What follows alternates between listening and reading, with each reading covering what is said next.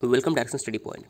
दोस्तों, जैसा आप सभी को पता है कि लेखपाल के पदों पर जो है 5200 लगभग पदों पर वैकेंसी आने वाली है। दोस्तों, ये वैकेंसी ज़रूर आएगी क्योंकि पिछले वर्ष आप सभी को पता है कि लेखपाल के पदों पर जो है 1364 जो पदों पर वैकेंसी निकाली गई थी। 1364 पदों पर वैकेंसी निकाली गई थी, लेकिन इसे फिर कैंसिल कर दिया गया, यानी कि इसे फिर रोक दिया गया और यही वैकेंसी जो है संशोधित होकर दोबारा आने वाली है और अब पदों की संख्या लगभग 5200 रहने वाली है। अब दोस्तों, सवाल ये उठता है कि तैयारी कैसे की जाए कि हम अपना एक पद इसमें सुनिश्चित कर पाएँ। देखिए, आप एक पद इसमें ज़रूर सुनिश्चित कर पाएंगे अगर सही तैयारी आपकी सही दिशा में होगी। तैयारी कैसे करनी है, पूरा विस्तृत सिलेबस यानी कि पूरा विस्तृत पाठ्यक्रम क्या होना चाहिए, लेखपाल बनने तक की आपकी पूरी प्रक्रिया क्या होगी और क्या इसमें CCC आवश्यक है। इसके अलावा कई छात्रों की ये भी परेशानी है कि क्या इसमें PET जो है PET इसमें लागू होगा या नहीं। तो इस वीडियो में हम आपका जो हर एक सवाल है उसका जवाब देने वाले हैं। कितनी योग्यता होगी, कितनी उम्र होगी, तो इस वीडियो में जो है आपको पूरी जानकारी मिल जाएगी और इससे एक आपको दिशा मिलेगा जिससे आप जो अपना लेखपाल बनने की तैयारी की दिशा में जो है अपना कदम बढ़ा पाएंगे। दोस्तों, तैयारी आपको अब से ही शुरू कर देनी चाहिए क्योंकि अगर आप अभी से शुरू करेंगे तभी आप जो है लेखपाल बनने तक आसानी से आप अपनी नौकरी को प्राप्त कर पाएंगे। दोस्तों, जैसा कि आप सभी को पता होगा कि कुछ दिन पहले ही खबर आई थी कि लेखपाल के जो 5200 पद हैं उस पर जो भर्ती का प्रस्ताव है वो तैयार हो चुका है। तो देखिए, लेखपाल के 5200 पदों पर जो भर्ती है 2019 में ही, आप सभी को पता होगा 2019 में ही 1364 पदों पर जो लेखपाल के लिए भर्ती आई थी। आप सभी को पता होगा, आप में से कुछ लोगों ने फॉर्म भरा भी होगा। तो ये जो वैकेंसी है इसको फिर रोक दिया गया था और यही वैकेंसी जो है संशोधित होकर 5200 पदों के साथ दोबारा आने वाली है। दोस्तों, सबसे बड़ी बात इसमें ये होने वाली है आपके लिए कि इसमें बिना इंटरव्यू यानी कि पहली बार जो होगा कि लेखपाल बिना इंटरव्यू के आधार पर ये नौकरी होगी, यानी आप सीधे अगर परीक्षा पास करते हैं, अच्छा मेरिट लाते हैं तो आपको सीधे नौकरी मिल जाएगी। इसमें कोई भी इंटरव्यू नहीं होगा, सबसे बड़ी बात यह है। तो दोस्तों, ये खबर आप सभी को पता है, इसके बारे में हम ज़्यादा बात नहीं करेंगे, सीधे बात करेंगे हमारी रणनीति क्या होनी चाहिए। इसके पहले हम ये बात ज़रूर देख लेना है कि देखिए, इसमें लिखा है कि पहली बार लेखपालों की जो भर्ती होगी वह इंटरव्यू के बिना होगी, यानी कि केवल भर्ती परीक्षा के आधार पर होगी।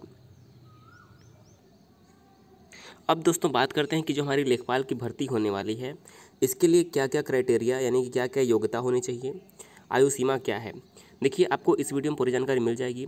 आपने इससे भी पहले जो यूपी लेखपाल की है बहुत सारी वीडियो देख ली होंगी, लेकिन फिर भी हमारा वीडियो बनाने का उद्देश्य सिर्फ ये है कि आपको एक सही जानकारी प्रदान की जाए जिससे आप एक सही दिशा में आगे बढ़ सकें।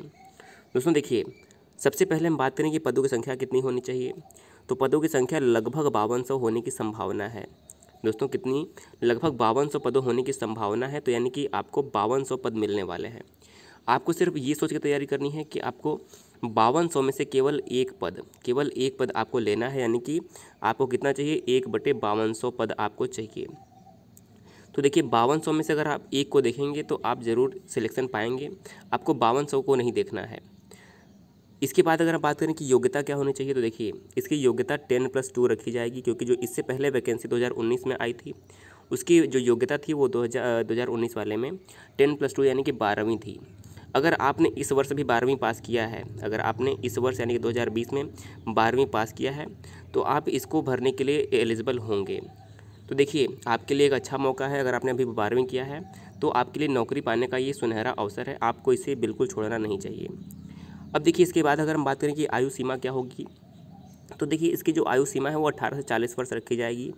देखिए, अधिकतर नौकरी ऐसे नहीं आती जिसमें कि आयु सीमा 18 से 40 वर्ष हो, लेकिन इस बार इसमें जो है 40 वर्ष तक की जो सीमा रखी गई है। इससे दो फायदा होगा, अगर आपने 18 वर्ष की उम्र पार कर ली है तो आप भी भर सकते हैं और जो अभी 40 तक नहीं हुआ है वो भी भर सकता है, यानी कि दोनों लोग के लिए फ़ायदे की विषय है।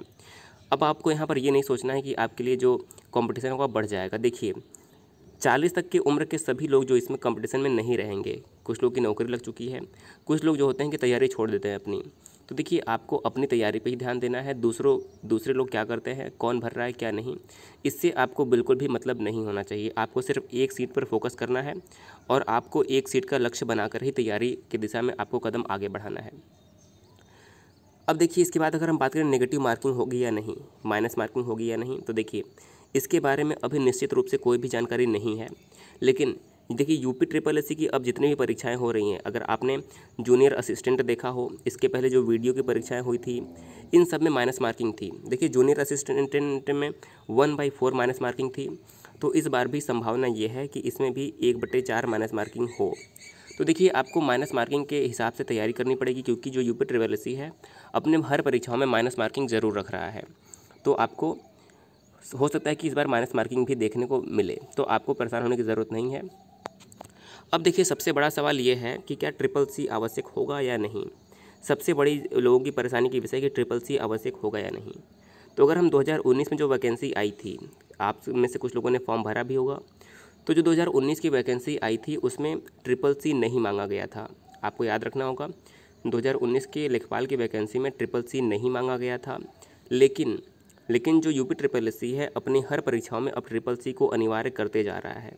चाहे जूनियर असिस्टेंट हो, चाहे स्टेनोग्राफर हो, चाहे वीडियो हो, हर परीक्षाओं में जो है यूपी ट्रिपल एससी जो है ट्रिपल सी को अनिवार्य करता जा रहा है। इसलिए अगर आपने अब तक भी ट्रिपल सी नहीं किया है तो आपको ट्रिपल सी ज़रूर कर लेना है। अब देखिए अभी एग्ज़ाम की नोटिफिकेशन आई नहीं है, तो देखिए मई परीक्षा होने में अभी कम से कम 4 माह, लगभग 4 माह से अधिक का समय आपको मिलेगा।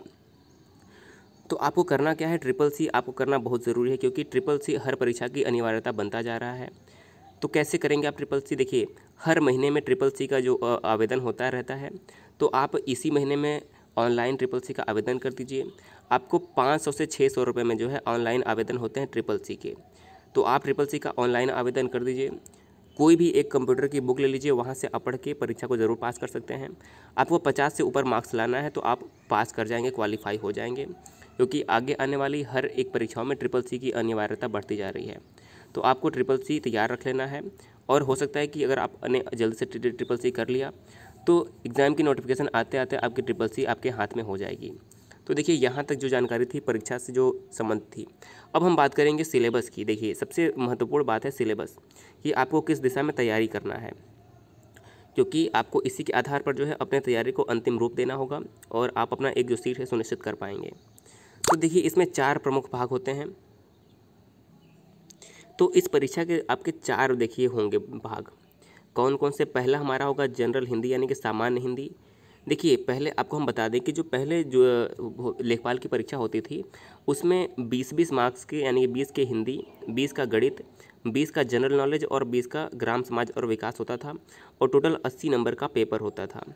और जो 20 नंबर का होता था इंटरव्यू, तो आपको ध्यान रख के रखना है, इस बार जो इंटरव्यू 20 नंबर का वो हटा दिया गया है और पेपर जो है 25-25 मार्क्स का कर दिया गया है। यानी कि सामान्य हिंदी जो होगी ये आपकी 25 नंबर की होगी, जो कि आपकी गणित होगी ये भी 25 नंबर की, जनरल नॉलेज 25 नंबर की, और ग्राम समाज और विकास होगी ये 25 नंबर की होगी। यानी कि सब मिलाकर पेपर जो आपका 100 नंबर का होगा, और इसी 100 नंबर के आधार पर आपका जो मेरिट लिस्ट तैयार होगा।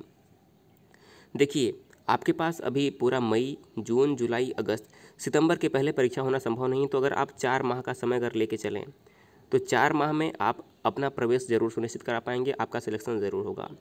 देखिए हिंदी, अगर आप उत्तर प्रदेश या उत्तर प्रदेश के आसपास किसी भी राज्य के निवासी हैं तो आपका हिंदी बहुत ही अच्छा होता है, और आप 25 में से 25 हिंदी ज़रूर सही करेंगे। आपको भी उम्मीद होगा कि आप हिंदी में अगर आप 1 महीना अगर हिंदी पढ़ लें तो आप 25 में से 25 ज़रूर सही कर सकते हैं। इसके अलावा अगर हम मैथ की बात करें, देखिए उत्तर प्रदेश के छात्रों की जो गणित होती है काफ़ी अच्छी होती है। अगर अच्छी नहीं भी है तो इसमें जो गणित होती है वो अर्थमेटिक यानी कि जो हमारी अंक गणित अधिकतर आती है, तो इसे आप आसानी से 2 या 3 महीने के प्रैक्टिस में, अभ्यास में 25 में से कम 20 प्रश्न आप सही कर सकते हैं। देखिए मैथ ऐसा ही सब्जेक्ट है जिसमें आप पूरे में पूरा नंबर ला सकते हैं, भले आप सामान्य ज्ञान में न ला पाएँ, लेकिन गणित में आप पूरे में पूरा ला सकते हैं, और यही जो है आपका मेरिट लिस्ट बनाने में पूरा सहयोग करेगा। इसके अलावा सामान्य ज्ञान के 25 नंबर होंगे, और देखिए इसमें जो सबसे नया विषय जुड़ता है वो ग्राम समाज और विकास, क्योंकि किसी भी परीक्षा में ग्राम समाज और विकास नहीं होता है, इसलिए जो हमारा लेखपाल है इसमें यह ग्राम समाज और विकास एक अलग हमारा टॉपिक बन जाता है, और छात्रों में परेशानी रहती है कि हम इसमें क्या पढ़ें क्या ना पढ़ें। तो इस वीडियो में हम जो इसका विस्तृत पूरा पाठ्यक्रम होगा वो भी देखने वाले हैं। तो दोस्तों आइए इसका विस्तृत हम पाठ्यक्रम देख लेते हैं। तो सबसे पहले हम सामान्य हिंदी की बात करते हैं। देखिए 25 नंबर आना है, आपको पहले याद रखना है सामान्य हिंदी में कितने नंबर आने हैं, 25 प्रश्न होगा या 25 नंबर का होगा। सबसे प्रमुख क्या है, देखिए आपको अलंकार पढ़ना होगा, रस पढ़ना होगा। रस छंद अलंकार से प्रश्न आएंगे, समास, पर्यायवाची विलोम, तत्सम तद्भव, संधियाँ। अब देखिए रस छंद अलंकार आपको ज़रूर पता होगा। इसके अलावा पर्यायवाची विलोम तत्सम तद्भव। देखिए पर्यायवाची तत्सम तद्भव विलोम वाक्यांश के लिए एक शब्द, आप अभी से इसका जो है रिवीजन शुरू कर सकते हैं, क्योंकि पर्यायवाची आपको सिर्फ रिवीजन करना होता है, विलोम शब्द का आपको रिवीजन करना होता है, तत्सम तद्भव अनेकार्थी शब्द, अनेक शब्दों के लिए एक शब्द, ये आपको सिर्फ रिवीजन करना है। तो आप अभी से इसका रिवीजन शुरू कर सकते हैं। इसमें आपको पढ़ना कुछ नहीं है, सिर्फ रिवीजन करना है और याद करना है। आप जितनी पर्यायवाची याद कर सकते हैं उतनी याद कर लीजिए, जिससे कि आपका परीक्षा में एक भी प्रश्न गलत न होने पाए। इसके अलावा बात करें तो देखिए संधियाँ, जो कि आपको हमारे चैनल पर रेगुलर वीडियो दी जाएगी, संधि आएगी परीक्षा में। वाक्यांश के लिए एक शब्द, लोकोक्तियाँ एवं मुहावरे।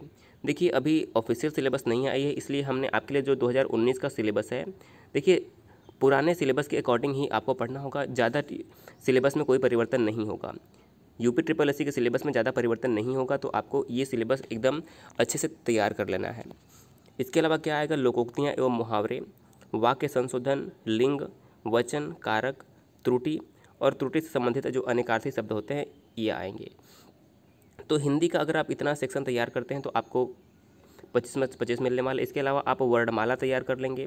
इसके अलावा वर्णमाला और जो हिंदी साहित्य में कुछ प्रश्न आते हैं, कुछ प्रमुख रचनाएं, आप वो पढ़ लेंगे और आप 25 में से 25 जरूर लाएंगे। तो देखिए हिंदी आपके लिए खुशी की बात होनी चाहिए।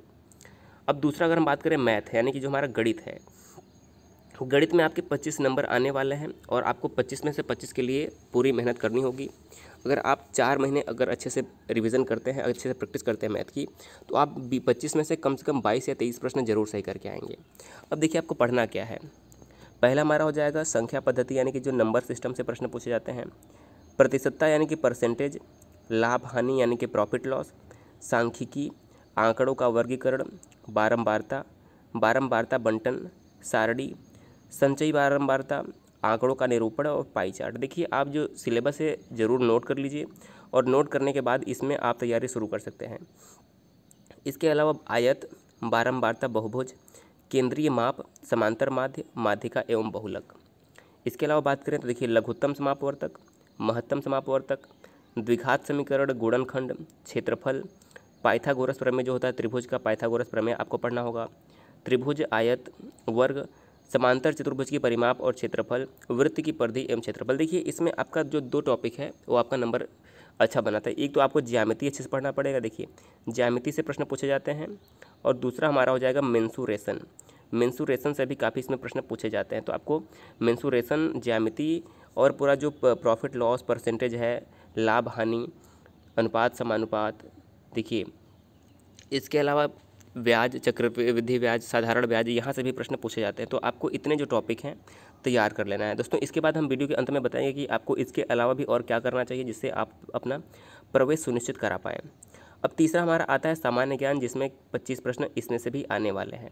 सबसे हमारा जो कठिन विषय होता है, कठिन क्या कह सकते हैं, अगर आप सामान्य ज्ञान पढ़ते हैं तो आपके लिए आसान है, लेकिन सामान्य ज्ञान में से कुछ प्रश्न ऐसे पूछ लिए जाते हैं जो नहीं हो पाते हैं। फिर भी आप सामान्य ज्ञान के 25 में से 20 प्रश्न जरूर सही करेंगे और आपका मेरिट में ज़रूर नाम आएगा।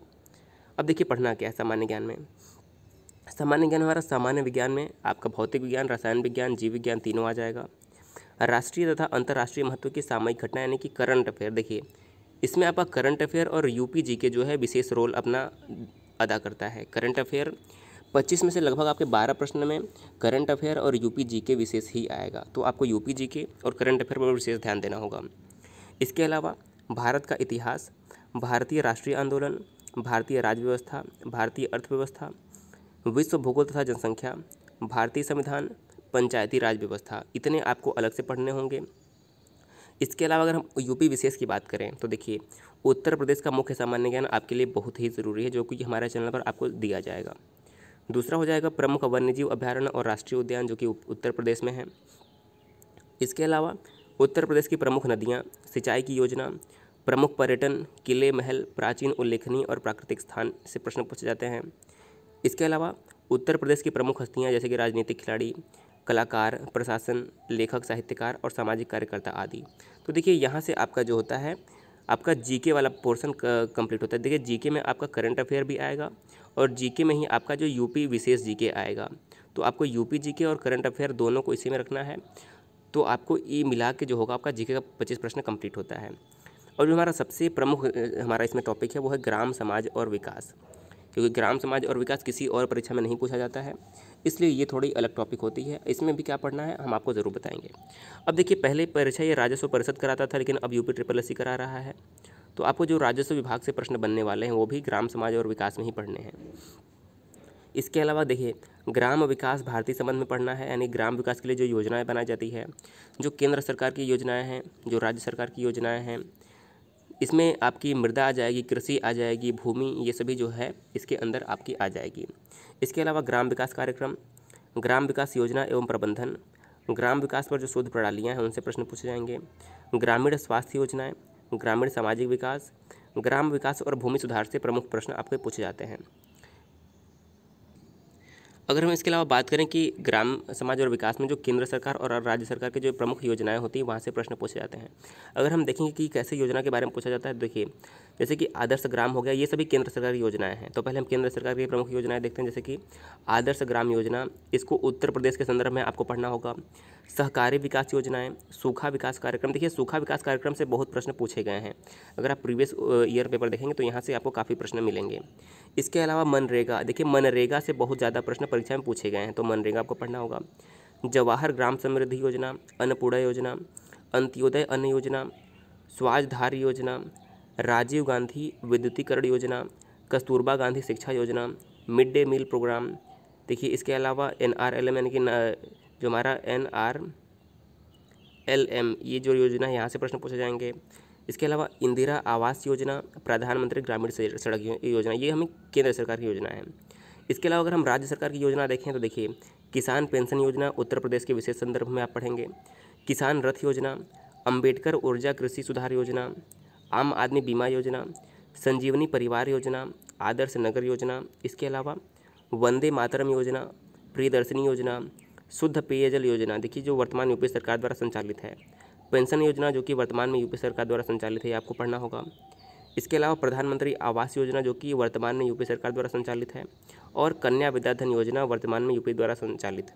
अब देखिए यहाँ से आपके पूरे प्रश्न बनते हैं कि आपको पढ़ना क्या है। इसके अलावा करना क्या है तैयारी के लिए, आपको जितने भी राजस्व परिषद के यानी कि राजस्व लेखपाल के, चकबंदी लेखपाल और राजस्व लेखपाल के जितने भी आपको प्रीवियस ईयर पेपर मिलते हैं, आपको सारे प्रीवियस ईयर पेपर के आधार पर अपनी तैयारी अभी से शुरू करनी है। देखिए आप अगर देर करेंगे तो आप चूक जाएंगे, अगर आप देर करते हैं तो आप पीछे छूट रहे हैं। आपको तुरंत अपना तैयारी शुरू करना होगा और 3 से 4 महीने के अंदर आप पाएंगे कि आप तैयारी के लिए एकदम योग्य हैं और आप एक सीट ज़रूर पक्का करेंगे। दोस्तों हमारे चैनल पर आपको रेगुलर जो है तैयारी भी कराई जाएगी। हमारी शुभकामनाएं आपके साथ हैं। दोस्तों वीडियो बहुत ही इंपॉर्टेंट हमने बनाया आपके लिए, वीडियो को जरूर शेयर कर दीजिएगा। वीडियो देखने के लिए बहुत बहुत धन्यवाद।